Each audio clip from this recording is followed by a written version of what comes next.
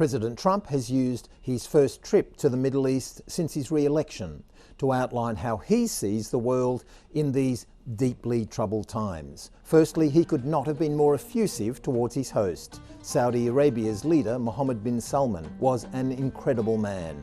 Saudi's economy was so hot it's rocking, and Saudi Arabia was, he told his hosts, the geographic centre of the world. He then signed one of the largest arms deals in history, an agreement for the US to sell $142 billion of arms to Saudi Arabia, the leader of the world's Sunni Muslims. He foreshadowed a normalisation deal between Saudi Arabia and Israel, which would add to the so-called Abraham Accords, which he signed in his first term. Such a deal would unleash huge business opportunities between the US, Saudi Arabia and Israel, something that Jared Kushner, Trump's son-in-law, has been pushing. Any deal with Saudi would be seen by the US and Israel as a prize. Such a deal was close to completion when the Gaza war broke out, when Saudi Arabia said they could not go ahead while fellow Arabs, the Palestinians, were under attack.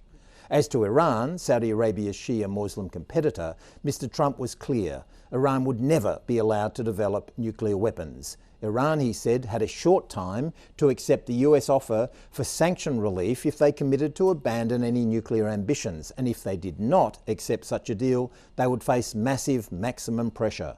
More generally, the US would implement a no-mercy foreign policy against anyone that attacked its interests. It would not hesitate to use what he described as the most powerful military in history. He singled out American submarines as the most lethal weapons in the world. Interesting for an Australian audience because under the AUKUS agreement, Australia would be purchasing a few of these.